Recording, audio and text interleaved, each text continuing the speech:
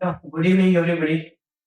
तो आज का सेशन है उसका मेन पर्सपेक्टिव या तो ऑब्जेक्टिव आप जो भी बोल लो, उसका मेन ऑब्जेक्टिव यही रहेगा कि आपके पास में जो लिमिटेड सोर्स ऑफ इंफॉर्मेशन है, उसको यूज़ करके आप मैक्सिमम मार्क्स कैसे ला।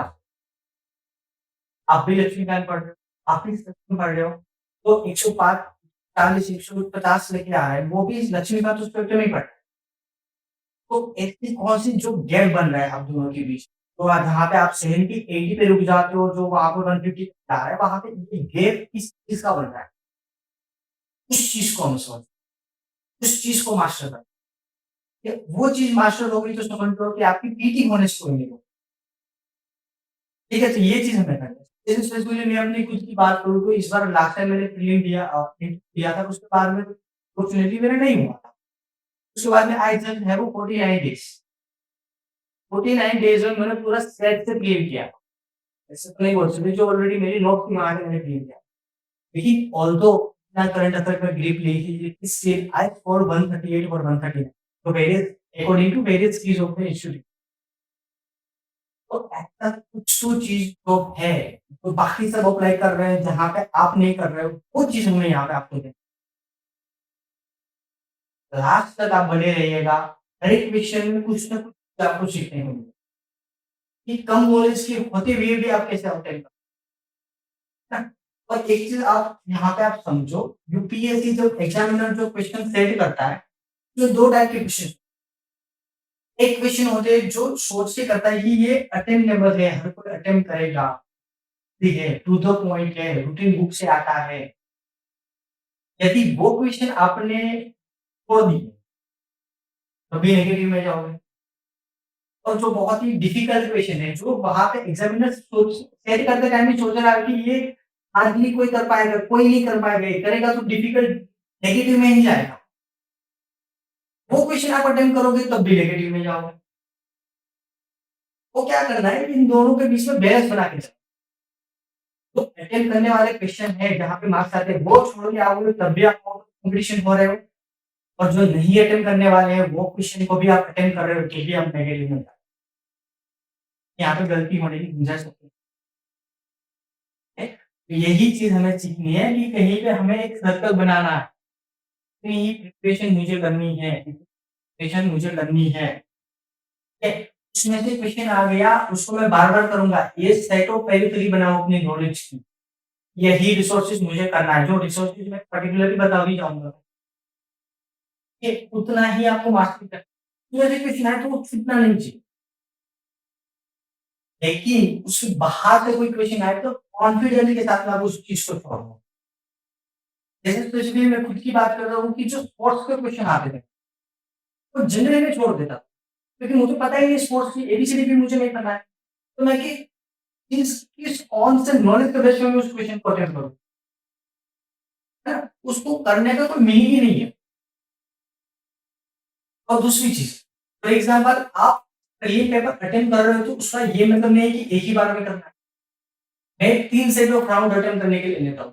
फर्स्ट राउंड कि जहाँ पे धीरे-धीरे मुझे क्वेश्चन आता है, तो पहली बार में समझ के मुझे आ गया, वही डायरेक्टली मैंने अटेम्प्ट।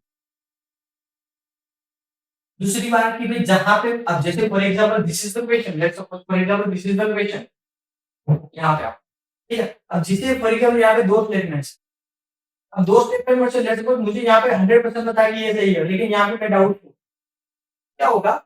यहाँ पे मुझे 100% आंसर नहीं मिलेगा। उस कंडीशन में आपको क्या करना है कि उस क्वेश्चन को यहाँ पे राउंड करके चले जाओ, ठीक है?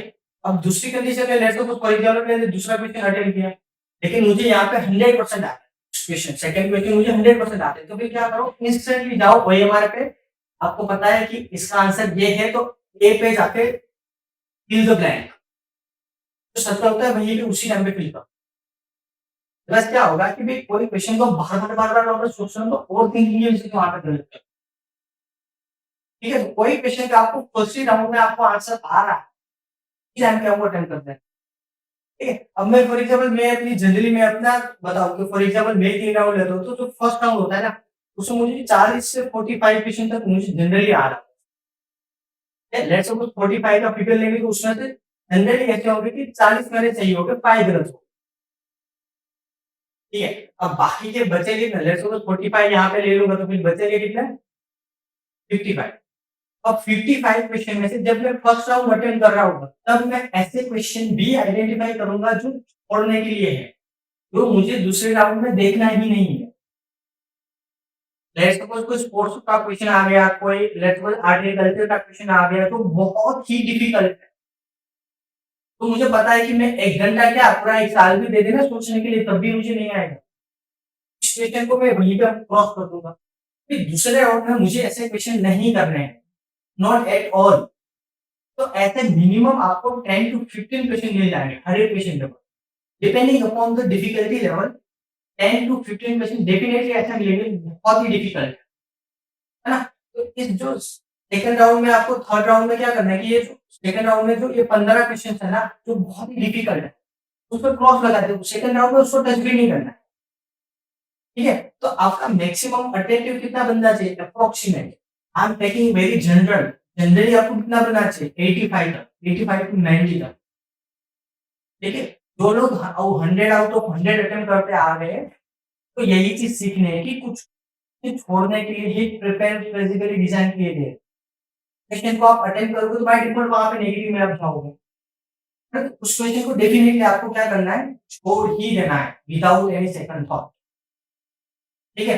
तो सेकंड में क्या करना है? एक तो 15 क्वेश्चन ये छोड़ने भी है, साथ-साथ में 20 से 25 क्वेश्चन आपको ऐसे आइडेंटिफाई करने हैं जहाँ पे आप थोड़ा बहुत लॉजिकल गेस मॉडिफाई करके थोड़ा बहुत सोच के आंसर निकाल पाओ।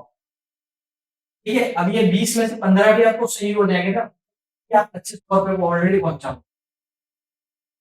ठीक है? और बाकी ये जो 15 क्वेश्चन है उसको आप छोड़ ही दो। ठीक है? तो ये चीज़ थोड़ी बहुत आपको रखनी है। बेसिकली यहाँ पे आप जाओगे तो 55 में से तो यहाँ पे 40 तक पहुँच जाएँगे। 40 क्वेश्चन आपको ऐसे आइडेंटिफाई करने पड़ेंगे, जहाँ पे आप श्योर ही नहीं हो। 2 क्वेश्चन 2 आंसर में से आप श्योर नहीं हो कि ये आएगा या ये आएगा। और उसमें आप 30 तक सही कर लिया तो 25 तक सही कर लिया तो फिर आपका अबोव 100 प्लस स्कोर तो डेफिनिटली चला है।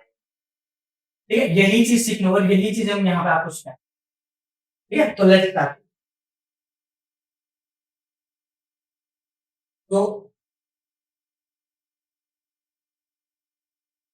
एक अपने खुद के एक्सपीरियंस की बेस पे बताना चाहूँगा कि जब मैं एग्ज़ाम दे रहा था 2024 का प्रीलिम का पेपर दे रहा था, तब मैंने क्या सोच के इसको सही किया, क्या सोच के गलत किया और मेरे उस टाइम पे कितना नॉलेज था, है ना? क्योंकि आप भी वन सेट ऑफ इन्फॉर्मेशन पढ़ रहे हो, मैं भी वन सेट ऑफ इन्फॉर्मेशन पढ़ रहा हूँ। तो आप में और मुझे भी इतना कुछ ज़्यादा फ़र्क नहीं है, या तो जो दूसरे भी टॉपर है उसमें कुछ इतना ज़्यादा फ़र्क नहीं है। बस आपको वही इन्फॉर्मेशन मैनेज करनी है, क्वेश्चन को उस टाइम पे मैनेज करना है। क्वेश्चन नॉलेज होना अलग बात है, क्वेश्चन को सॉल्व करने की स्किल होना अलग बात है। हमें जो क्वेश्चन की सॉल्व करने की जो स्किल है ना, उसी को डेवलप करना है। वो थ्रू आउट हम जितने भी पीवाईक्यूज़ हम देखेंगे तो उससे हमारी डेवलप होती जाएगी, ठीक है? तो अब let's suppose for example first question है। अब इस क्वेश्चन को पहली बात तो सोचो कि थोड़ा कांसेप्चुअल है या फिर फैक्चुअल है ना? कांसेप्चुअल क्वेश्चन कभी गलत नहीं होना चाहिए, ये चीज़ आपको ध्यान रखनी है। क्योंकि वो डायरेक्टली आप कहीं न कहीं पे क्लास में जो पढ़ते हो, जो आपने चीज़ें समझी हो वहाँ से आ रहा है। वो आपके कंसेप्ट को क्लियर को वो टेस्ट कर रहा है। वो चीज़ें डेफिनिटली कभी गलत नहीं होनी चाहिए। टेक्सचुअल चीज़ में वहाँ पे 50-50% या तो भी 33% तक आप जा सकते हो। लेकिन कंसेप्चुअल क्लैरिटी जहाँ पे आपको कंसेप्चुअल क्लैरिटी 100% है, वो क्वेश्चन 100% 2 मार्क्स देके जाएगा। वहाँ पे आपको गलती नहीं करनी है कभी भी। ठीक है? Let's suppose for example statement वाला क्वेश्चन था ये। स्टेटमेंट वाला क्वेश्चन में क्या होता है कि लेट्स सपोज़ आपको दोनों में से कोई एक स्टेटमेंट भी पता चल गया कि ये सही या गलत है, तो पूरा 100% आंसर मिल जाएगा। है ना? तो ये एक प्रकार से बोनस क्वेश्चन होता है, प्रोवाइडेड कि आपके पास में थोड़ी बहुत इन्फॉर्मेशन हो। जैसे स्टेटमेंट 1 क्या बोल रहे थे, atmosphere heated more for incoming solar radiation than terrestrial radiation. ये चीज़ हमें सारा पता है। बेसिक ज्योग्राफी भी पढ़ा होगा ना, एटमॉस्फेयर कैसे गर्म होता है, तो हमें पता है कि भाई एटमॉस्फेयर गर्म कहाँ से होता है? टेरेस्ट्रियल रेडिएशन से। क्योंकि एटमॉस्फेयर में जितनी भी गैस है, वो इनकमिंग वेव कैसी होती है? शॉर्ट वेव होती है। शॉर्ट वेव की हमें पता है कि E is equal to hc upon lambda is equal to जितनी शॉर्ट वेव होगी उतनी एनर्जी क्या होगी? और ज़्यादा एनर्जी होगी तो बाय डिफॉल्ट वो पेनिट्रेट करता है। ठीक है? तो फिर क्या होगा? उसके बाद में वो लैंड उसको एब्ज़ॉर्ब कर लेगी। रात में क्या होगा? उसको री-रेडिएट करेगी। लेकिन जब री-रेडिएट करेगी तो फिर एनर्जी क्या होगी? थोड़ी-सी कम हो जाएगी तो फिर उसकी वेवलेंथ बढ़ जाएगी। E is equal to hc upon lambda Einstein का जो कांसेप्ट है। ऐसे ही वेवलेंथ बढ़ेगी, एनर्जी कम होगी तो बाय डिफॉल्ट अब वो क्या होगी, पेनिट्रेट नहीं कर पाएगी, तो फिर क्या होगा, एटमॉस्फेयर के जितने भी ग्रीन हाउस गैसेस है उसको वो एब्जॉर्ब कर लेंगे। तो फिर क्या होगा, उस वजह से ग्रीन हाउस गैस जैसे उसको एब्जॉर्ब करेंगे तो फिर एटमॉस्फेयर हीट हो जाएगा, है ना? इसीलिए हम देखते हैं कि जैसे-जैसे हम हिल स्टेशन पे जैसे नीचे से ऊपर की तरफ जाते हैं तो फिर क्या होता है, हमें कोल्डनेस बढ़ती जाती है, टेम्परेचर कम होता जाता है। ठीक है? तो फर्स्ट स्टेटमेंट क्या है? गलत। जैसे फर्स्ट स्टेटमेंट गलत हो गया तो फिर हमारा आंसर कौन-सा बन गया? डी। ठीक है? जैसे ही फर्स्ट स्टेटमेंट हमारा आंसर हो गया तो आंसर क्या हो गया? डी। अब नहीं है कि डी देखिए हम अटेम्प्ट करके। सेकंड क्वेश्चन भी देख लो। Carbon dioxide and other green house gases in the atmosphere are the good absorber of the कम वेव रेडिएशन। वही बात हुई जो हमने ग्रीन हाउस गैसेस के बारे में बात की। ठीक है? तो उसके बारे में भी आपको देख लेना है कि सेकंड स्टेटमेंट क्या है। ठीक है? तो फिर क्या हुआ? फर्स्ट स्टेटमेंट रॉन्ग है, सेकंड स्टेटमेंट सही है, तो फिर आंसर क्या हो गया? डी। अब जाके क्या करना है? डायरेक्टली जो डी वाला बोला है वो आपको, ताकि अब नेक्स्ट टाइम जब सेकंड राउंड पे आएगा तो इस क्वेश्चन को आपको नहीं देखा। क्या आपने अब वहां पे कुछ चेंज नहीं कर सकते ना। तो बस क्या होगा कि आप बार-बार उस चीज़ के बारे में सोचोगे तो फिर क्या होगा? गलत होने की प्रोबेबिलिटी बढ़ जाएगी। उस कंडीशन में आपको क्या करना है कि फर्स्ट ही बार में आपको उसमें पढ़ लेना है, अटेंड कर देना है, काम खत्म। ठीक है? मतलब कंसेप्ट क्वेश्चन है, यहाँ पे किसी की गलती नहीं होनी चाहिए। यहाँ पे गलती इसका मतलब क्या होता है, कोई कंसेप्ट जो होता है ठीक नहीं है, आपको ठीक करने की ज़रूरत है। तो come to the second question, thickness फिर भी स्टेटमेंट वाला, तो मुझे ये जैसे मैं स्टेटमेंट देखता हूँ तो मजा आता है कि भाई चलो ठीक है, दोनों में से एक भी स्टेटमेंट पता चल गया कि दिस इज द रॉन्ग, तो पूरा आंसर मिल जाएगा, है ना? फिर ऑप्शन में कभी होता ही नहीं कि दोनों स्टेटमेंट एक साथ में होंगे। और कभी दो दूसरी चीज, दोनों स्टेटमेंट कभी एक साथ गलत भी नहीं हो सकते। आपको ऐसा कभी समटाइम्स लग रहा है कि दोनों स्टेटमेंट एक साथ में गलत है, इसका मतलब कि आपके अंदर से नहीं है गलती। तो ये चीज भी आपको सुनना है, जानने की जरूरत है। कहते हैं the thickness of the troposphere equator is much greater compared to the pole, है कि नहीं है? तो ट्रोपोस्फियर है उसकी जो हाइट होती है इक्वेटर पे वो कितनी होती है? 18 किलोमीटर। जबकि पोल पे कितनी होती है? अप्रोक्सीमेट 8 टू 10 किलोमीटर होती है। ठीक है? तो इज द सही स्टेटमेंट। क्या-क्या कन्वेंशनल सोर्सेज में क्या ये स्टेटमेंट कवर किया जाता है कि नहीं किया जाता? बिल्कुल किया जाता है। तो ये आपको आना भी चाहिए। ठीक है, देखो at the equator heat is transported great height by the strong conventional current. अब इक्वेटर पे ट्रोपोस्फियर की हाइट बहुत ही ज्यादा है, तो क्यों ज्यादा है? कि वहां पे जो कन्वेंशनल करंट बनते हैं वो बहुत ही स्ट्रॉन्ग होते हैं, क्योंकि वहां पे इंसोलेशन सबसे ज्यादा होता है। ठीक है, जितना ज्यादा इंसोलेशन होगा उसकी वजह से क्या होगा, उतनी ज्यादा हाइट तक हीट जाएगी, है ना? इसीलिए वहां पे सबसे ज्यादा स्ट्रॉन्ग वहां पे कन्वेक्टिव करंट बनते हैं। इस रिजल्ट क्या होता है, वहां पे ट्रोपोस्फियर की हाइट 5 किलोमीटर तक बढ़ जाती है। ठीक है, अदरवाइज देखो आप ऐसे देखोगे ना, let suppose this is earth 0 degree है, 90 डिग्री है, तो वो कैसा होगा अप्रोक्सीमेट, हमें पता भी होगा ये 8 किलो हाँ, 18 किलो। ठीक है, तो ये चीज थोड़ी बहुत पता होनी चाहिए। कैसा क्वेश्चन है, कंसेप्चुअल क्वेश्चन। अगर उसका रिजल्ट देखो, height of this is transferred by greater by strong convention current, दोनों चीज सही है, फर्स्ट स्टेटमेंट भी सही है और ये स्टेटमेंट 2 भी सही है। तो फिर क्या होगा, तो क्या होगा, ये होगा। ठीक है, तो आंसर ए होगा और डायरेक्टली आपको ए करके आ, ठीक है? कंसेप्चुअल क्वेश्चन है, यहाँ पे कोई भी रटा भी पेश नहीं की जरूरत नहीं। कभी ऐसा नहीं बोला कि 18 किलोमीटर है, 8 किलोमीटर, कुछ भी नहीं हुआ। ये क्वेश्चन आपका गलत नहीं होना चाहिए। ये क्वेश्चन गलत है इसका मतलब कि आपकी पेज का अंडर नहीं। Question number 3, consider the following statement: pyroclastic gas and gas, nitrogen ground, sulfur ground, how many of the वो प्रोडक्ट अपना volcanic until and unless बहुत ही कोई weird यहाँ पे option they they, until and unless यहाँ पे कोई बहुत ही weird ऑप्शन दे दे तो निकाल के आप सभी के सभी मोर और लेस वॉल्केनिक में से सब चीजें निकलती। ठीक है, तो ये चीज आपको ध्यान में रखनी। फॉर एग्जाम्पल यहाँ पे CO2 भी नहीं लिखा, मैं यहाँ पे CO2 लिख दूँ तो क्या सही होगा कि नहीं होगा? बिल्कुल सही होगा, है ना? तो जब भी कोई ऐसी चीज आए ना एनवायरमेंट रिलेटेड कि this is the source of this one, this is the source of this one, ये टेक्नोलॉजी का कहाँ कहाँ पे यूज होता है, अनटिल अनलेस बहुत ही वियर्ड चीज लेके तभी उसको एलिमिनेट करो, दरअसल मत करो। जैसे मैं यहाँ पे बोलूँ कि यूरेनियम, यूरेनियम निकलता है तो वोल्केनिज्म होता है। ठीक है, तो वहां पे आपको डाउट होना चाहिए कि वहां पे अगर थिंकिंग करने की जरूरत है। फिर बस ऐसे क्वेश्चन में 10 सेकंड से ज्यादा टाइम नहीं देना चाहिए। क्वेश्चन पढ़ा पायोप्लास्टिक एस भी निकल सकती है, NO2 भी निकल सकता है, सल्फर कंपाउंड भी निकल सकता है, ऑर्थोफोर डी लगाया, आगे बढ़े, काम खत्म, कोई डाउट नहीं होना चाहिए।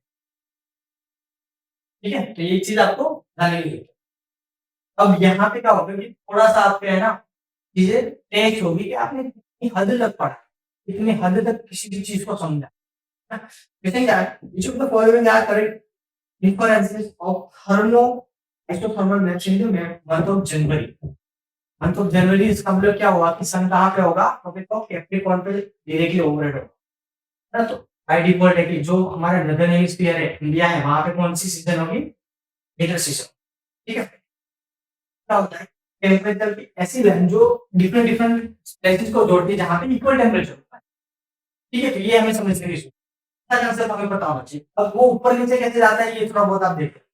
देखो क्वेश्चन क्या है, इसमें हम डेविड फ्रॉम द नॉर्थ और ocean and the south over the continent, ये सही है कि गलत? बिल्कुल सही है।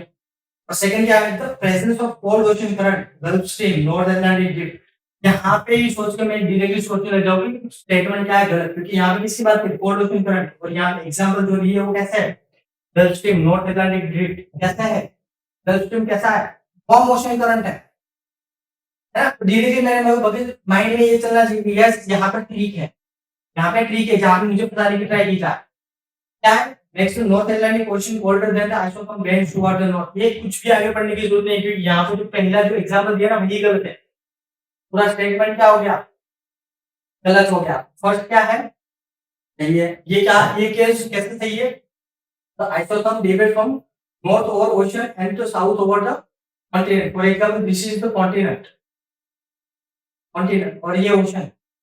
ठीक है, तो विंटर लेट सपोज होगा तो दोनों में से सबसे ज्यादा ठंडा कौन होगा, ज्यादा ठंडा कौन होगा, कॉन्टिनेंट होगा, क्योंकि हमें पता है कि कॉन्टिनेंट होता है उसकी सबसे ज्यादा कैरेक्टरिस्टिक जल्दी गर्म हो जाता है, जल्दी ठंडा।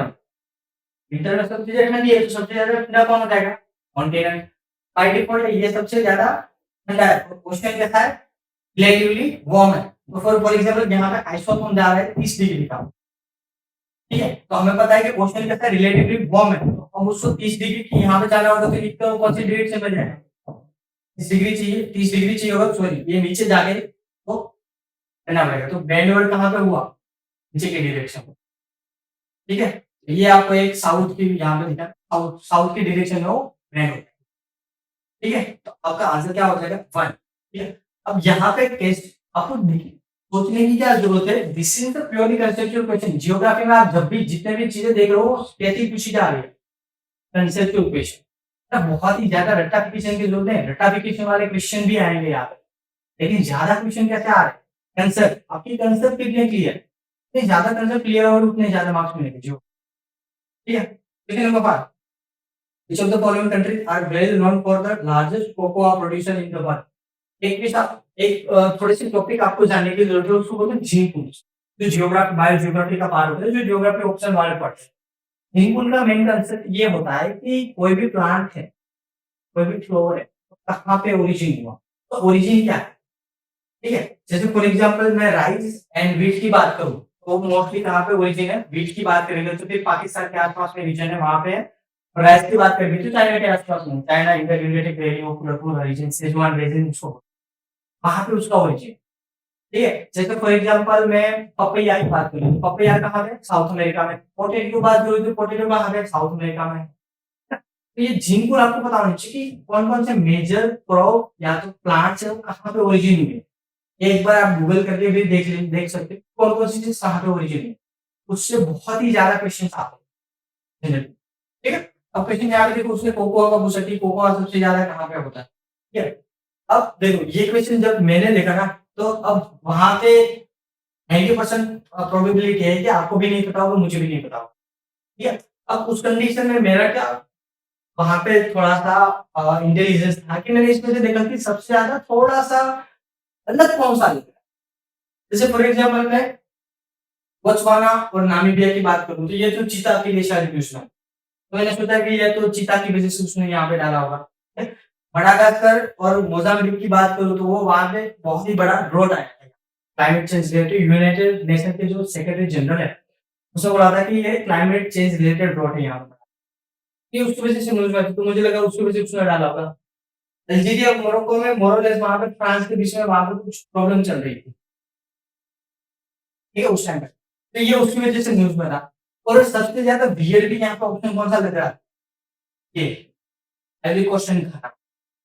वेस्ट अफ्रीका की एक कंट्री है जहाँ पे सबसे ज्यादा कोकोआ का प्रोडक्शन होता है। तो कोका एक प्रकार से ट्रॉपिकल क्रॉप है, ये मुझे पता है। बाय डिफॉल्ट यहाँ पे सबसे ज्यादा ट्रॉपिकल्स में कौन से कंट्री लोकेटेड है? ट्रॉपिकल घना और एरिड कोस्ट। इतना भी पता होगा ना तो पूरा आंसर मिल जाएगा।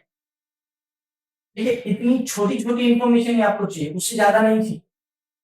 ठीक है, जब मैं यहाँ पे आंसर एलिमिनेट कर रहा हूँ तो मैं रीजन के साथ एलिमिनेट कर रहा हूँ कि इसको मैंने क्यों एलिमिनेट किया, क्योंकि मुझे पता लगा कि यहाँ पे शायद इसके साथ में ऊर्जा ने डाला होगा, क्योंकि मोरक्को उस टाइम पे इसलिए नहीं उसने डाला। मडागास्कर मोजाम्बिक में शायद फेमन है, तो इसलिए उसने डाल दिया होगा। रीजन आपको पता होना चाहिए वहां पे, मतलब ऑन द स्पॉट आपको 90% आप श्योर हो जाओगे कि इसका आंसर यही है।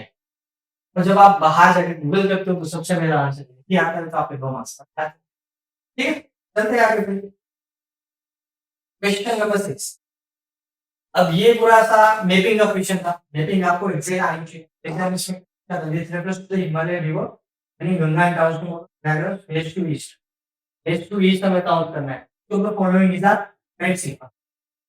पर वेस्ट टू ईस्ट जाना है। तो अब यहाँ पे क्या होना चाहिए, आपको पूरी मैपिंग पता होनी चाहिए।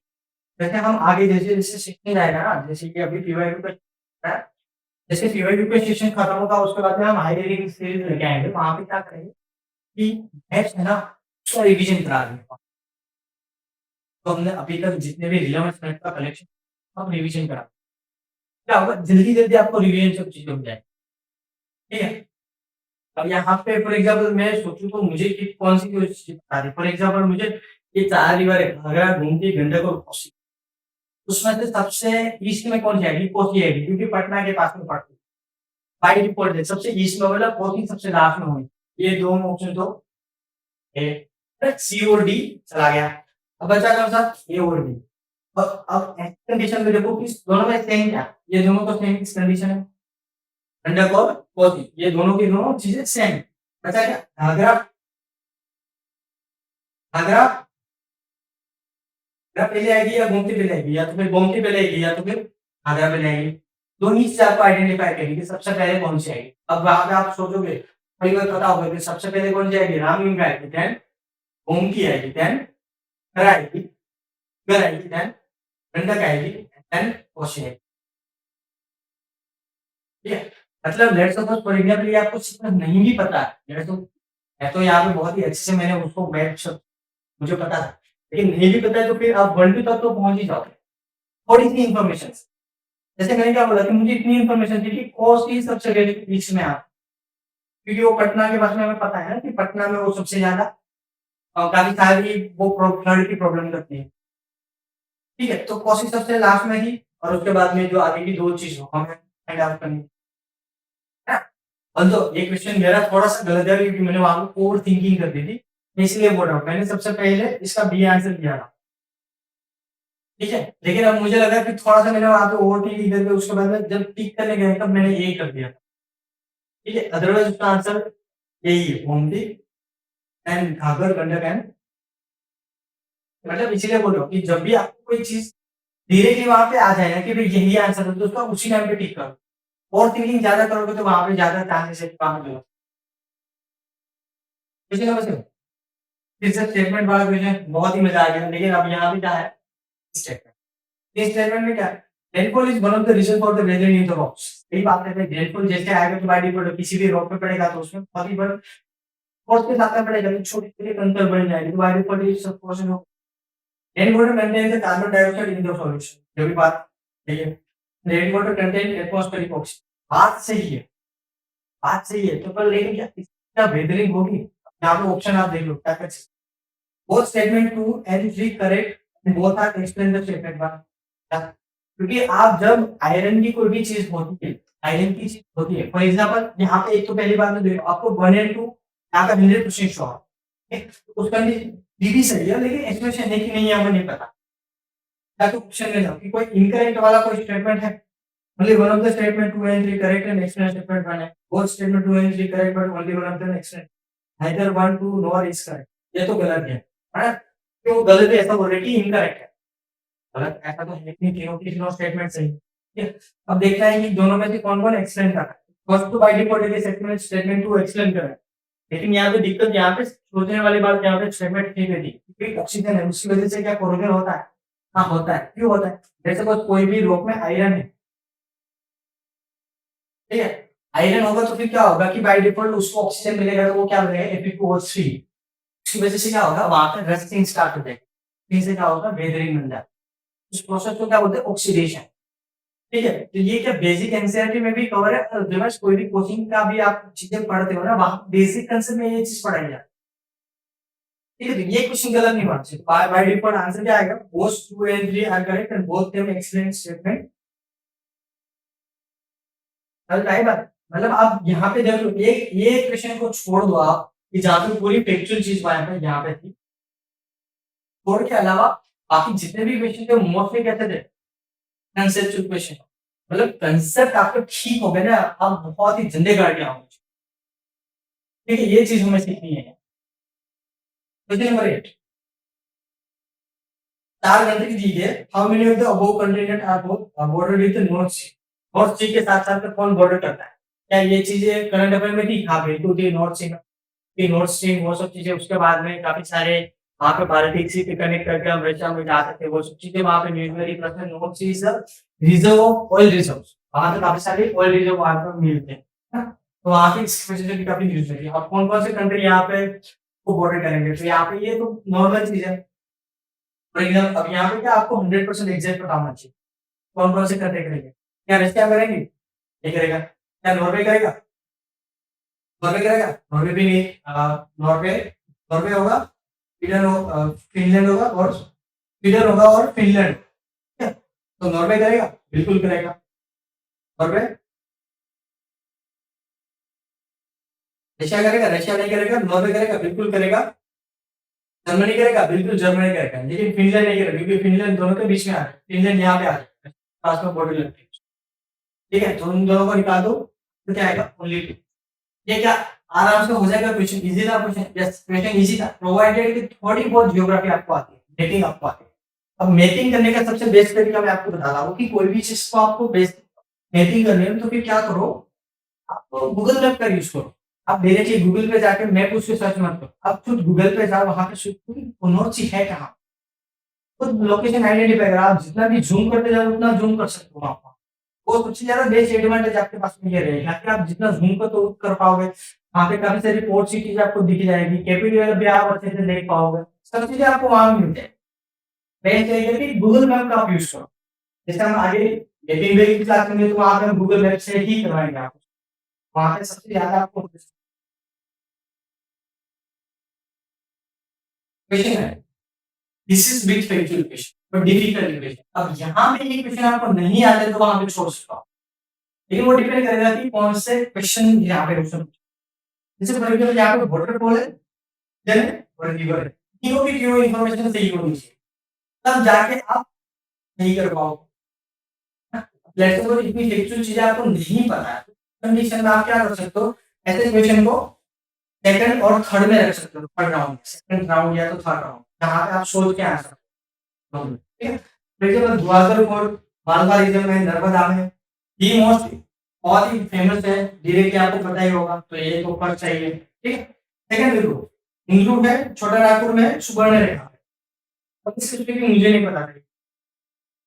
मैंने यहाँ पे क्वेश्चन मार्क किया। ठीक है? और थर्ड मैंने देखा फिरोजशाह है, वेस्टर्न घाट में, नेत्रावती पे। नेत्रावती पे नहीं है, जोग पर उसको बोलते हैं, शरावती पे। ये चीज़ हमें पता। तो बाय डिफॉल्ट है कि यहाँ पे मुझे पता चल गया कि 3 तो नहीं है। तो इसका मतलब क्या आंसर क्या है? कभी नन नहीं आ सकता। ऑल 3 भी नहीं आ सकता। इसका मतलब क्या होगा? मैं 50-50 पे पहुँच गया।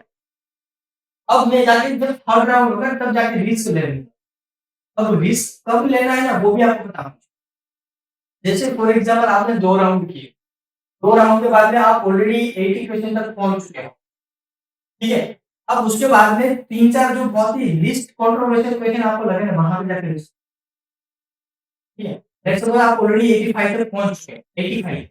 तो मेरा आइडियली जनरली मेरा एक फिगर होता है कि मैं जनरली उसको क्रॉस नहीं करता। अनटिल अनलेस मोर बहुत ही श्योर को आंसर। ठीक है? अब लेट्स सपोज़ मुझे ऐसा लग रहा है कि 2 राउंड में ही मैं ऑलरेडी 85 तक पहुँच जाऊँ, तब जाके मैं इस क्वेश्चन को टच भी नहीं करूँ। आपका यहाँ पे नेगेटिव होने के चांसेस बढ़ जाएँगे। ठीक है? लेट्स सपोज़ अदरवाइज़ मेरे अटेम्प्ट ही 65-70 तक ही है, तो उस कंडीशन में मैं यहाँ पे थोड़ा बहुत सोच के यहाँ पे ट्राई करूँगा कि ये इसका आंसर क्या हो सकता है। ठीक है? तो यही चीज़ है, कब क्वेश्चन को अटेम्प्ट करना है, कौन-सी कंडीशन में करना है और कौन-सी क्वेश्चन में छोड़ना है, ये सबसे ज़्यादा इम्पोर्टेंट है। ये आपको सीखने की ज़रूरत है। ठीक है? मैं यहाँ पे खुद बताना चाहूँगा कि मैंने कौन-सा क्वेश्चन छोड़ा। जैसे मैंने ये 9 नंबर वाला क्वेश्चन मैंने छोड़ दिया।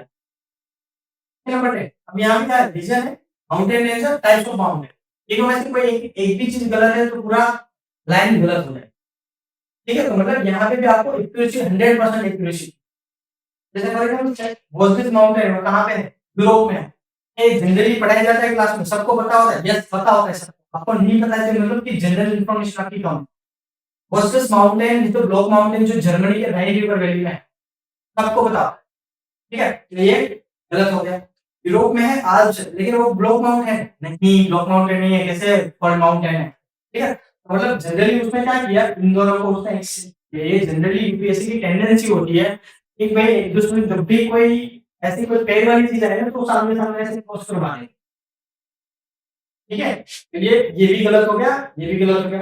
नॉर्थ अमेरिका अप्लाइंशन फॉल्ट माउंटेन सही है। South America Andes fault mountain सही है। आंसर ओनली 2 अब देखो मुझे ये दिमाग में मुझे एक चीज़ पता थी कि जब भी यूपीएससी इस तरीके से पूछे तो जनरली इस तरीके से वो क्रॉस करवा और यहाँ पे मुझे पता नहीं चल गया कि बहुत सारे ब्लॉक माउंटेन आजकल आज से फॉल्ट माउंटेन तो वहाँ पे 100% श्योर हो गया कि यूपीएससी जो ऑलरेडी पहले पैटर्न फॉलो करती थी वही पैटर्न अभी भी फॉलो कर रही है और वहाँ पे मेरा एग्जैक्ट आंसर मुझे 100% श्योर हो गया कि यहाँ पे आंसर कौन ओनली की है।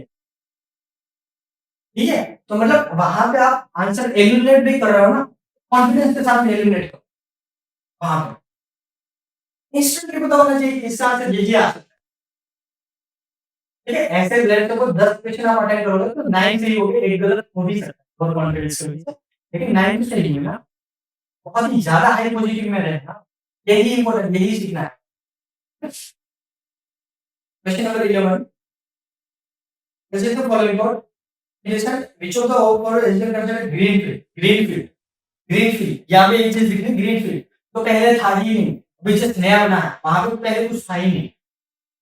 ठीक है और दूसरी चीज यहाँ पे इंटरनेशनल पोर्ट की बात करें इसका मतलब कि क्या विजयवाड़ा था विजयवाड़ा बहुत ही आंध्र प्रदेश का बहुत ही इंपॉर्टेंट इंडस्ट्रियल सेंटर है। क्या अभी हम ऐसा बिलीव कर सकते हैं कि वहां पे कोई एक पोर्ट ही होगा बाई डिफॉल्ट कुछ ना कुछ तो होगा ना एयरपोर्ट डोमेस्टिक होगा इंटरनेशनल होगा कुछ तो वहां पे होगा ना बाई डिफॉल्ट ये हम नहीं बोल सकते कि भी वहां पे ऐसा कुछ होगा कि मुझे यहाँ पे डाउट लग रहा है लाइक ये दोनों इनके भी ऐसा लग रहा है कि शायद नए बने होंगे डोंगी और कुछ नहीं। ठीक है अब मैंने 3 को यहाँ पे निकाला क्या मुझे आंसर मिला यस मिल रहा है आंसर ये आ गया। बाहर जाके मैंने सबसे पहले सर्च किया कि विजयवाड़ा इंटरनेशनल तो ऑलरेडी बहुत टाइम पहले बन चुका आई थिंक वो ब्राउन फील्ड था उसको अपग्रेडेशन करके वो नया पेज बना। ठीक है तो ये चीज भी आपको पता है थोड़ा सा कॉमन सेंस क्योंकि विजयवाड़ा बहुत ही बड़ा सेंटर है क्या अभी ऐसा लग सकता है कि वहां पे कोई एयरपोर्ट नहीं है 100% चीज़ क्लास में नहीं पढ़ाई जाती, नॉट पॉसिबल एट ऑल वहाँ पे थोड़ी कॉमन सेंस आपको चाहिए हो, थोड़ी-सी कॉमन सेंस से आपके मार्क्स बहुत ही ज़्यादा बूस्ट होंगे, ठीक है?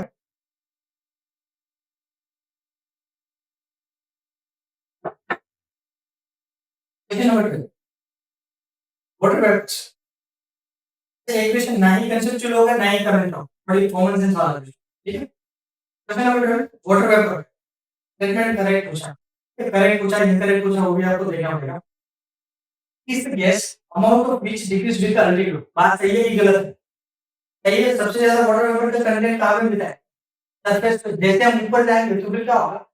हीटिंग कम होती जाएगी, हीट कम हो जाएगी तो बाय डिफॉल्ट इवैपोरेशन कम होता जाएगा। इवैपोरेशन सोर्स ऑफ मॉइस्चर क्या है? वाटर वेपर क्या है? ओशन। तो जैसे हम ओशन से ऊपर तक चले जाएँगे या तो सपाटी से ऊपर चले जाएँगे तो फिर क्या होगा? अमाउंट ऑफ वाटर वेपर कम होता जाएगा। फर्स्ट कैसा है? सही है। It is the percentage is maximum at the pole. यहाँ पे देखो सीधी सी बात है पोल पे ज़्यादा होगा या इक्वेटर पे ज़्यादा होगा? इक्वेटर पे ज़्यादा होगा जहाँ पे सनलाइट ज़्यादा होगी वहाँ पे ज़्यादा होगा तो बाय डिफॉल्ट इसको भी क्रॉस मारो। इसी वजह था बिल्कुल इजी था 10 सेकंड से अंदर इसका आंसर आ जाता अब आंसर करके आ जाओगे घूमने पर ठीक है उसके बाद भी नहीं सोचना कितने नंबर 30? अब अब यहाँ पे देखो, यहाँ पे जैसे ऐसे क्वेश्चन आ गया ना कि किस कैरेक्टरिस्टिक्स दी और आपको 4 ऑप्शन में से आपको आइडेंटिफाई करना है कि कौन सा हो। तो सबसे पहले ऑप्शन में जाके देखो। ऑप्शन क्या कहते हैं? जैसे इक्वेटोरियल क्लाइमेट, तो क्या आप थोड़ा इमेजिन करो इक्वेटोरियल क्लाइमेट क्या होते हैं? इक्वेटोरियल क्लाइमेट ऐसा होता है जहाँ पे बहुत ही हाई टेंशन होता है, बहुत ही हाई रेनफॉल होता है, क्यूमुलोनिम्बस क्लाउड होता है, ऐसा कुछ लिखा होगा तो फिर उसका आंसर क्या होगा? इक्वेटोरियल। चाइना, चाइना टाइम में भी क्या होता है कि 24/7 पूरा year through out the year वहाँ पे रेनफॉल होगा। लेकिन वहाँ पे क्या होगा, मोस्टली अलग-अलग सीजन में रेनफॉल होगा। तो मानसून वाली सीजन होती है जो समर सीजन होती है, वहाँ पे रेनफॉल ज़्यादा होगा कंपेयर टू द विंटर, और वहाँ पे डेली की सीजन भी चेंज होती है, उसको मानसून क्लाइमेट बोलते हैं। East south east Asian monsoon climate, ठीक है? ह्यूमिड सब ट्रॉपिकल, ह्यूमिड इसका मतलब क्या हुआ कि वहाँ पे रेनफॉल तो ज़्यादा होगा, लेकिन सब ट्रॉपिकल इसका मतलब क्या होगा, वहाँ पे टेम्परेचर कभी ज़्यादा होगा, विंटर में बहुत ही कम होगा, समर में बहुत ही ज़्यादा होगा। मतलब रेंज ऑफ टेम्परेचर क्या होगा वहाँ से ज़्यादा होगा। Marine west coast climate, marine हो गया इसका मतलब क्या होगा कि रेनफॉल ज़्यादा होगा। वेट है, वेट क्लाइमेट इसका मतलब कि वहाँ पे रेनफॉल ज़्यादा होगा, और मरीन इसका मतलब क्या हुआ कि वहाँ पे रेंज ऑफ टेम्परेचर जो होगा दिन का वो कम होगा। कुछ नहीं होगा तो आंसर क्या आएगा? अब देख लो ऊपर, annual and daily range of temperature is low. Range of temperature is low. Condition में हमारा आंसर क्या बन जाएगा? रेट्स ऑफ चाइना रिएक्टर नहीं है क्योंकि वहां पे season summer and winter season दोनों अलग-अलग होती है। रेंज ऑफ टेम्परेचर भी ज्यादा होता है। मिड सब ट्रॉपिकल भी नहीं आएगा। ये गया, ये गया। अब बचा equatorial and marine west marine west coast line. Second, precipitation अगर throughout the year, yes दोनों में मोर और लेस दोनों में सेम होता है। थ्रू आउट द ईयर होता है। Precipitation varies between 50 to 50 centimetre. Yes, अब जाके आंसर कौन सा आएगा? डी है। कि जो इक्वेटोरियल क्लाइमेट होता है वहां पे क्या होता है कि भाई जो रेनफॉल है वो थ्रू आउट द ईयर 200 से ज्यादा होगा। वहां पे इतना वेरिएशन नहीं मिलेगा कभी। ठीक है, तो धीरे धीरे मैंने वहां पे सोचा डी आंसर किया। सेकंड टाइम भी नहीं सोचना है, आपका आंसर 100% वही होगा लॉजिक के साथ में। ठीक है, मतलब इस टाइप के क्वेश्चन में क्या करना है, ऑप्शन देखो, सोचो ऑप्शन की क्या कैरेक्टरिस्टिक, बेस के ऊपर जाओ, उसके बाद में आंसर नीचे फिर से करो। ठीक है, कोरियोलिस फोर्स, ये भी देखो ये क्वेश्चन कैसा है? Conceptual, it's not factual, this is the also conceptual question. अब ये जो कोरियोलिस का क्वेश्चन है वो भी कैसा है? Conceptual question. कैसे? करेक्ट स्टेटमेंट हमें फाइंड करना है। It increases with increasing wind velocity, सही है गलत है? बिल्कुल सही है, जितनी ज्यादा विंड स्पीड होगी उतनी ज्यादा वेलोसिटी। कोरियोलिस फोर्स का क्वेश्चन क्या है? Proportional to v sin theta. Theta क्या होता है? लेटीट्यूड, ठीक है, और v क्या होता है? Velocity of wind. तो बाय डिफॉल्ट जितनी ज्यादा वेलोसिटी होगी उतना फोर्स ज्यादा रहेगा। Maximum at the pole and absent with equator. By default equator पे लेटीट्यूड कितना होता है? 0 होता है। sin 0 लगा होगा तो यहाँ पे क्या होता है? फोर्स 0 होता है। ये भी सही, ये भी सही, हमारा आंसर सी आ गया। कंसेप्चुअल क्वेश्चन है या फैक्चुअल क्वेश्चन है? कंसेप्चुअल क्वेश्चन है। यू कैन नॉट से this is the factual question. तो आंसर क्या होगा? सी होगा। डायरेक्टली 10 सेकंड के अंदर इसका आंसर आ जाना चाहिए। देखो मैं वही बोल रहा हूँ, आप एक बाउंड्री बनाओ, this is the my knowledge of boundary. इसके अंदर से कोई क्वेश्चन आए तो मैं छोड़ के नहीं आऊँ। 100% आपको ऑन द स्पॉट मुझे पता चल जाएगा कि इसका आंसर सी ही आएगा, मुझे 2 मार्क्स मिलेंगे ही मिलेंगे। लेकिन अगर यूपीएससी यहाँ पे उसका आंसर ये बोल दे कि वो रिजल्ट उसको एक्सप्लेनेशन की नहीं देने, वो तो कुछ भी आंसर दे सकती है यूपीएससी, वो अलग बात है। लेकिन जो फैक्चुअल क्वेश्चन है, बहुत ही कंसेप्चुअल क्वेश्चन है, वहां पे आंसर कभी गलत नहीं होता, ना ही यूपीएससी गलत करती है। वहां पे 100% आपकी एक्यूरेसी है। ये ऑन द स्पॉट आपको पता चल जाना चाहिए कि यहाँ पे मेरे 2 नंबर आए। ठीक है, 10 सेकंड, मैक्सिमम 10 सेकंड, उससे ज्यादा कुछ नहीं। फिर सेकंड कंसेप्चुअल क्वेश्चन, 21 जून तो बाय डिफॉल्ट है कि वहां पे आप देख लो कि सन कहाँ पे ओवरहेड होगा। 21 जून होगा तो फिर जून होगा तो फिर क्या होगा? समर होगा। तो इंडिया में समर है, बाय डिफॉल्ट है कि सन कहाँ पे सबसे ज्यादा ओवरहेड होगा? Tropic of Cancer. Which of the following led you to experience the sunlight more than 12 hours? By default जो नॉर्थ हेमिस्फीयर में जो भी चीज होगी वहां पे क्या होगा? 12 आवर्स से ज्यादा नहीं डे होगा। क्या इक्वेटर होगा? नहीं होगा। ट्रॉपिक ऑफ कैंसर होगा? यस। Tropic of capricorn? नहीं। Arctic circle? यस होगा। तो क्या हो जाएगा? टू एलिफोर। On the spot 100% question, 100% 2 marks within 15 second. यहाँ पे सोचना पड़ेगा, आर्कटिक तो ऊपर है ना, तो बस यहाँ पे एंटार्क्टिक लग देंगे तो फिर क्या हो जाएगा वो नीचे आ जाएगा एंटार्क्टिक कंट्रीज का मतलब निकालना पड़ेगा।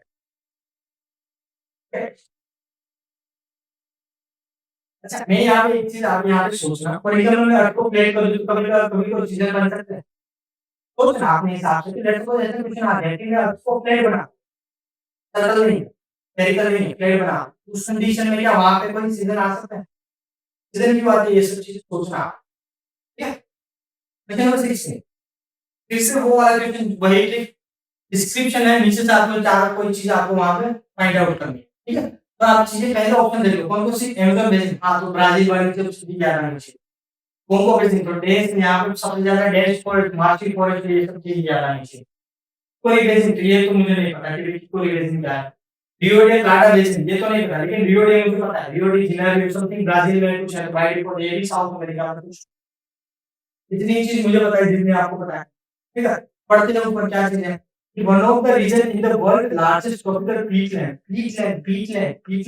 सेक्शन क्वेश्चन यहाँ पे देखो पीटलैंड आ गया Congo Basin directly 2 marks within 5 seconds why I am saying this is the peatland की वजह से वहां पे मिला क्योंकि मैंने वहां पे एक टेक्स्ट सीरीज में एक चीज पढ़ी थी कि भाई Congo Basin its largest Peatland. ठीक है एग्जैक्टली मुझे अभी अभी से चलो ठीक है उसके बारे में मैं थोड़ा बहुत पढ़ लिया पीटलैंड के बारे में लेकिन उसका तो मुझे नहीं पता था कि पीटलैंड क्या होता है। पीटलैंड बस मुझे टेक्स्ट सीरीज में कहीं पे मैंने सोल्व कर रहा था वहां पे मैंने लिखा था कि कहीं पे भी ऐसा peatland something related to Central America Central Africa यहाँ पे सबसे ज्यादा मार्चलैंड कार्बन स्रोत सबसे ज्यादा होता है। ठीक है तो वहां पे आपको क्या करना है एक सेकंड में वहां पे बैठा ठीक कोंगो बेसिन। ठीक है मैं अपनी एग्जाम का एक्सपीरियंस आपको बता रहा हूँ कि मैंने वहां पे इतनी जल्दी क्यों किया था और कहाँ पे मैंने ये सब। ठीक है आगे जाके जैसे जाएंगे ना तो फिर नेक्स्ट सेशन में हम ये भी बताएंगे कि टेस्ट सीरीज में से नोट कैसे बना लेकिन तो ये बहुत सबसे ज्यादा इंपॉर्टेंट है number 7 it refers to the polyfluoroalkyl and the polyfluoroalkyl substance PFAS that are used in making the many consumer product considered for non treatment। अब मुझे लिटरली ये पता नहीं अभी भी नहीं पता कि ये चीज कौन सी मुझे जानना भी नहीं। फिर भी पढ़ लेते question PFAS are found to widespread drinking water food and packaging material। हो सकता है लग तो रहा है कि ये होगा PFAS are not easily degraded in environment by default नहीं हो डिग्रेड नहीं होता होगा तभी तो जाके वो ये सब चीजों में वहां पे यूज हो रहा होगा। Third persistent sexual PFS can lead to biochemical and enable body ये तीनों से सिंक्रोनाइजेशन हो रही है। अब उस कंडीशन में क्या हो सकता है कि भाई तीनों की तीनों या तो एक साथ में सही होगी या तो एक साथ में गलत। ठीक है अब वहां पे मुझे 90% में श्योर था कि इसका आंसर 1 2 3 आएगा लेकिन मैं ऑलरेडी 85 का स्कोर वहां पे क्रॉस कर चुका था अटेम्प्ट करने का इसलिए मैंने इसको अटेम्प्ट नहीं किया। ठीक है अभी भी मुझे नहीं पता है कि इसका आंसर क्या है लेकिन जो देखो अब जैसे फॉर एग्जांपल आपको क्या करना है जैसे बार-बार टीआई का करोगे ना तो क्या होगा कि आपको एक अंडरस्टैंडिंग बिल्ड हो जाएगी कि कौन से टाइप की लैंग्वेज है ना क्वेश्चन उस हिसाब से आंसर को सही होगा गलत। ठीक है ये चीज आपको सीख ठीक है जैसे आप क्वेश्चन यहाँ पे पढ़ोगे तो उसके बाद में आपको ये समझना है। ठीक है क्वेश्चन 18 ये भी क्वेश्चन बहुत ही डिफिकल्ट था और 100% मोस्टली ऐसी चीजें कि जो शायद छोड़ने वाला क्वेश्चन है। Beetles centipedes flies termite and wasp तो पैरासाइट और कौन है। अब पहली बार तो ये टर्माइट्स को छोड़ के फ्लाइज को छोड़ के उसके बाद में ये जो तीनों की तीनों चीजें पता नहीं है एग्जैक्ट नहीं पता होगा नाम तो सुना होगा तो एग्जैक्ट नहीं पता होगा। पैरासाइट क्या होता है वो तो पता है कि दूसरों पे डिपेंड करता है एनर्जी पे लेकिन अभी इसमें से बहुत सी चीजें मुझे कुछ नहीं पता मुझे आंसर आ सकता है तू भी आंसर 3 4 5 यार तो ये 100% मुझे नहीं पता है। तो यही हम आइडिया अटेम्प्ट करना चाहिए नहीं करना चाहिए बिल्कुल नहीं करना चाहिए। इस क्वेश्चन को आपने अटेम्प्ट किया तो चलो क्या आप नेगेटिव 100% 2 मार्क्स ले जाओ माइनस 5 ठीक है एग्जामिनर ने ये हम उसको छोड़ने के लिए लगाया है कि क्वेश्चन आप अटेंड करोगे तो फिर आप नेगेटिव में चले जाते हैं। क्वेश्चन है कि जैसे द फॉलोइंग प्लांट ग्राउंडनट फॉस्फोरा मेंसोरा हाउ मेनी ऑफ द ठीक ये भी नहीं पता है मुझे ना ही एग्जाम में मुझे पता था ना ही अभी भी मुझे पता ना ही कोई आप ट्रेडिशनल सोर्सेज से ये चीजें पढ़ोगे तो एग्जामिनर को पता है कि ये चीज ट्रेडिशनल सोर्सेज या तो कन्वेंशनल जो है एवरेज स्टूडेंट है उसने भी नहीं पढ़ा होगा, तो बाय डिफ़ॉल्ट उसने क्या सोचा होगा? अटेम्प्ट करने के लिए क्वेश्चन बनाया होगा, छोड़ने के लिए बनाया होगा? छोड़ने के लिए बनाया होगा। फिर क्यों हम अटेम्प्ट करें? और उस क्वेश्चन को क्रॉस करके आगे चले जाओ। सेकंड टाइम में भी ये सब चीज़ें नहीं अटेम्प्ट करनी है। मतलब जब मैं फर्स्ट टाइम ये कर रहा हूँ ना, तभी यहाँ पे मैं मार्किंग करता जाऊँगा, क्या अटेम्प्ट करना है, क्या छोड़ना है। ठीक है? अब ये आपने पढ़ेगा और मैंने यहाँ पे क्रॉस कर दिया, इसका मतलब कि मैं सेकंड टाइम में भी इसको नहीं पढ़ूँगा। मैं क्यों टाइम वेस्ट करूँ? क्योंकि मुझे पता है मैं 1 साल भी इस क्वेश्चन को दूँ तब भी जाके मुझे नहीं आएगा, क्योंकि मैंने कभी पढ़ा ही नहीं है ये सब चीज़। तो अटेम्प्ट ही क्यों करूँ? व्हाई शुड आई एक बार गिरी क्यों मैं यहाँ पे करूँ? गलत हो जाएगा। ठीक है? 100% क्लैरिटी होनी चाहिए कि कौन-सा अटेम्प्ट करना है, कौन-सा नहीं करना है। इतनी क्लैरिटी होगी ना, बहुत ही अच्छा नंबर आपका बड़ी बूस्ट हो जाएगा। ठीक है? कंटिन्यू। स्टेटमेंट वाला आया तो मुझे मज़ा आ गई कि भई चलो ठीक है, दोनों में से एक भी पता चल गया तो मतलब मेरा आंसर सही हो जाएगा। जैसे क्या Indian flying force is placed under the government category of wild protection act. मुझे नहीं पता, बिल्कुल नहीं पता कि भई इसमें रखा गया कि नहीं रखा गया, ये मुझे नहीं पता। कि वहाँ पे जो केरला में जो डिसीज़ हुआ था उसकी बेस पे ये क्वेश्चन वहाँ पे न्यूज़ में था। ठीक है? Indian flying force feeds on the blood of the animal. ये तो गलत है, क्योंकि हमने वहाँ पे बताया वो किस पे फीड कर रहा है, फ्रूट पे करता है। फ्रूट पे वो फीड करता है। बाय डिफ़ॉल्ट ये गलत था, यहाँ पे मुझे नहीं पता। लेकिन अब मैं यहाँ पे श्योर हो गया था कि भई ये तो गलत ही है स्टेटमेंट 2। तो जैसे ही स्टेटमेंट 2 गलत होगा तो फिर ऐसा ही धीरे-धीरे मुझे आंसर मिल गया। मुझे ज़्यादा जानने की ज़रूरत ही नहीं है कि फर्स्ट में सही है कि गलत है, क्योंकि दोनों एक तरह से गलत नहीं हो सकते। एक गलत मिल गया तो मुझे बल्ले-बल्ले है, मुझे तो भाई 2 मार्क्स चाहिए। मैं कोई यहाँ पे नॉलेज के लिए आया ही नहीं हूँ। मुझे तो बस 2 मार्क्स चाहिए है कि भाई टीटी का खत्म हो जाए, मैथ्स के लिए स्टार्ट हो। ठीक है? Question 21 organism cicada fly photographer and thought setter are क्या? ठीक है? अब ये यहाँ पे मैंने सिर्फ एक ही चीज़ मुझे पता थी, वो क्या थी? सितारा। सितारा क्या होता है कि जो रात में बहुत ही ज़्यादा ची ची ची ची ची ची करके जो आवाज़ करते हैं ना, जहाँ पे बहुत ही डार्क अंधेरा होता है, डार्क जो होता है। रात में आपने ऐसी आवाज़ सुनी होगी, तो वो सितारा होता है। एक ही चीज़ मुझे पता थी और वो क्या है? लाइट जैसे होते हैं, तो बाय डिफ़ॉल्ट मैंने सोचा इंसेक्ट ही होंगे। इंसेक्ट करके आ गया। तब मुझे अभी भी मुझे नहीं पता कि ये कैसे दिखते हैं? क्या है, क्यों है, मुझे कोई नहीं पता। ठीक है?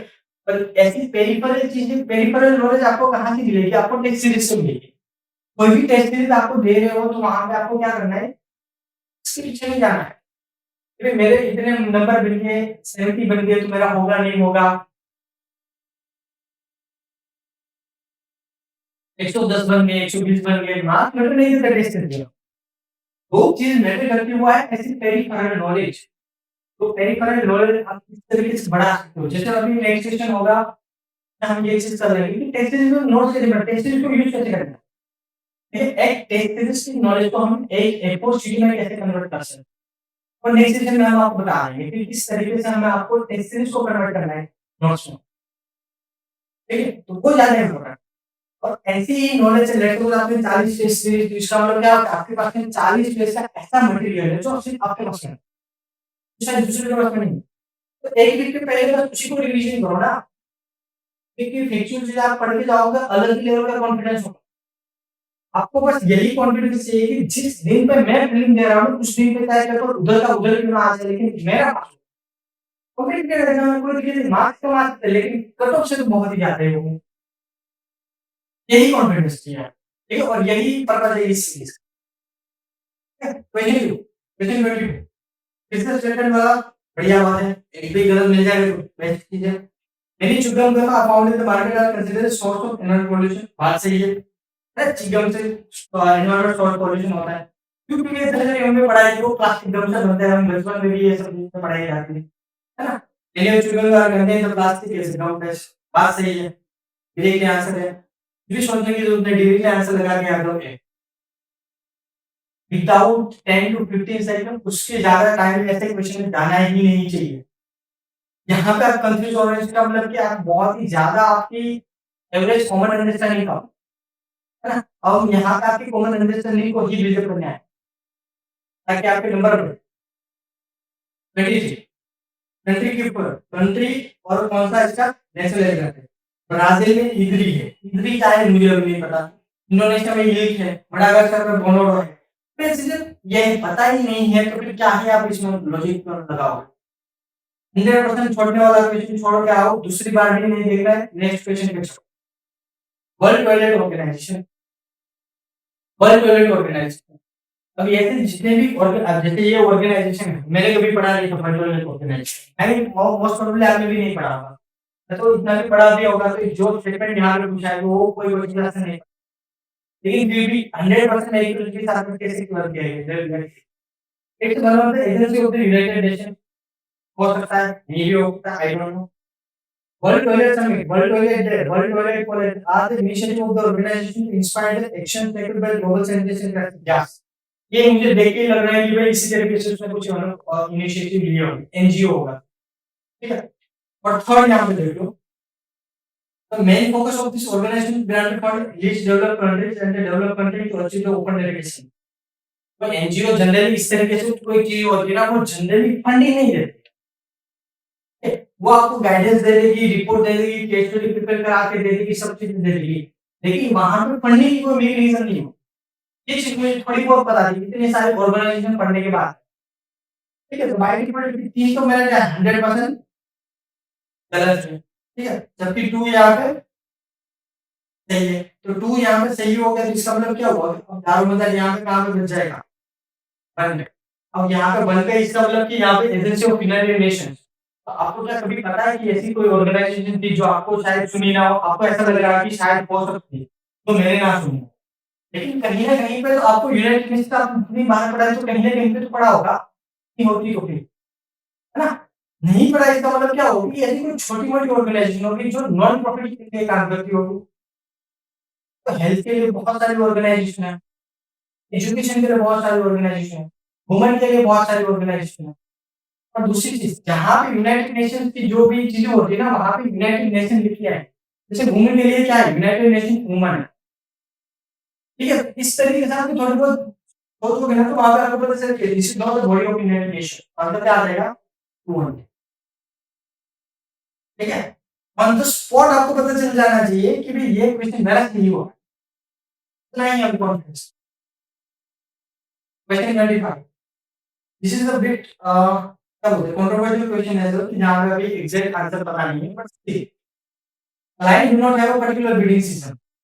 हो भी सकता है, नहीं भी हो सकता है, क्योंकि यहाँ पे ही थोड़ा सा कुछ आर्टिकल न्यूज़पेपर में ऐसा है कि उसको पर्टिकुलर एक सीजन होती है, लेकिन बाकी एनिमल की तरह उसको पर्टिकुलर एक सीजन नहीं होती, ठीक है। तो यहाँ पे अभी भी डाउट है कि हो भी सकती है कि नहीं भी हो सकती है, लेकिन बाकी स्टेटमेंट क्लियर है। लाइक मोस्ट ऑफ अदर भी कह रहे चीता डू नॉट रेट, यस। जब चीता इंट्रोडक्शन मुझे पढ़ाते चीता के बारे में बहुत सारी चीजें पढ़ोगे तो वहाँ पे एक चीज होती है कि चीता तो बाकी के बिग फोर कैट्स है, कंपैरिजन में चीता कभी रोड नहीं कर सकता। तो ये मैंने अपने नोट्स में लिखा था, एज इट इज लिखा। ये तो कहते हम वो अपनी नोट्स भी आपको प्रोवाइड करेंगे, जैसे जैसे क्वेश्चन आएगा तो हाईली सीरीज है, तो वहाँ पे भी आपको ये सब चीजें मिलती जाएगी, बट टाइम लगेगा उसको। बिफोर प्रीलिम डेफिनेटली वो सब चीजें आपके साथ में अपडेट कर दी जाए। लाइक मोस्ट ऑफ द मेरे level do not programme that directly by the set, कोई हो ही नहीं सकता। जितने भी एनिमल होते हैं उसकी एक पर्टिकुलर टेरिटरी हो, है ना? क्योंकि वो टेरिटरी में वो चाहता है कि उस टेरिटरी में दूसरा कोई ना, तो जैसे वहाँ पे फाइट होती है रेस के लिए, ठीक है? तो ये भी कैसा है? गलत है। तो फिर आंसर क्या हो जाएगा? या तो फॉर एग्जाम्पल इसको 3 को निकालोगे तो फिर आंसर क्या आ जाएगा? 1 है, ठीक है। लेकिन यहाँ पे भी अभी भी क्वेश्चन है, तो मतलब अब वी डोंट नो कि यूपीएससी इस क्वेश्चन को कैंसिल करेगी, क्या करेगी, जो यूपीएससी कुछ होती है, बट अभी भी स्टिल थोड़ी सी क्वेश्चन मार्क है। Let's wait for the answer की फाइंड इस क्या बोलती है। उसके बाद में one of the following is the best करते तो 100 मिलियन था, 100 मिलियन था। ना ही मैंने कभी सोचा था, ना ही मुझे अभी भी पता है कि ये क्या चीज़ है। लेकिन स्टिल ये सोच के मैंने एक बार क्वेश्चन पढ़ लिया कि क्या चीज़ है। It is the platform of accelerating transition toward the food and water system that are not zero, kept positive and activities of farmer। हो सकता है। It is international alliance and network of individual and farming organizations interesting and supporting and extending development of organized animal husbandry। मुझे नहीं पता, मतलब पढ़ के ऐसा लग रहा है कि हो भी सकता है। This basic platform fully integrated release will stored and will be blockchain by reseller third party fertilizer के लिए। सिर्फ fertilizer की बात करें तो यहाँ पे मुझे लग रहा है कि शायद ये तो नहीं हो सकता। It is a platform-based mission encouraging the power to power organization of agribusiness, thus facilitating access to global demand and products. यहाँ पे स्टोर नहीं था तो क्या इस क्वेश्चन को मैंने हर राउंड के लिए रखा था कि यहाँ पे मैं सोचूंगा लेकिन सोचने के बाद में भी मुझे जब कोई एग्जैक्ट आंसर नहीं मिला था आइदर यहाँ पे 33% पॉसिबिलिटी लग रही थी कि ये सही ऑनेस्टली मैंने ऑलरेडी मैं 85 की मार्क ऑलरेडी बहुत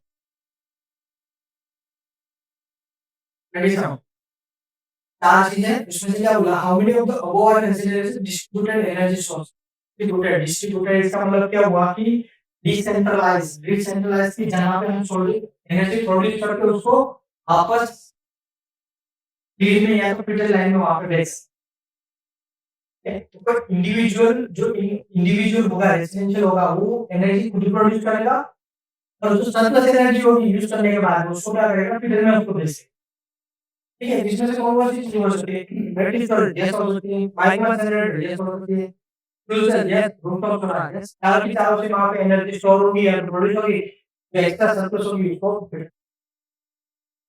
ठीक है एग्जैक्टली क्या वहां पे इंस्टेंटली आपको क्या पता होगा मैंने ये कंसेप्ट कहीं पे पढ़ा नहीं था लेकिन ये जो नाम है ना वर्ड है उसको मैंने फ्रेगमेंट किया उसी के बेस में मैंने थोड़ा बहुत लॉजिक लगाया कि क्या चीजें हो सकती ठीक है उसके बेस में मैंने लगा के आया था ऑल द फोर और जो जनरली अभी रिलेटिव जितनी भी आंसर की बोल रही है उसकी वजह से आंसर हो रही है question 28 which of the following shows the unique relationship with insect that has coordinated with each other only that can coordinate this अब ये चीज शायद बहुत ही वियर्ड लगेगी पर लेकिन आप जब सीसेट के जो पैराग्राफ होते हैं वो आप सॉल्व करोगे ना वहां पे एक पैराग्राफ है पीवाई उसमें फी भी पे होगा और जब फी का पोलिनेशन के बारे में था वहां पे बहुत सारे इंसेक्ट की बात की थी ठीक है इतना ही मुझे याद था कि मैंने वो बहुत ही ढंग से सॉल्व किया सेकेंडरी कॉम्बिनेशन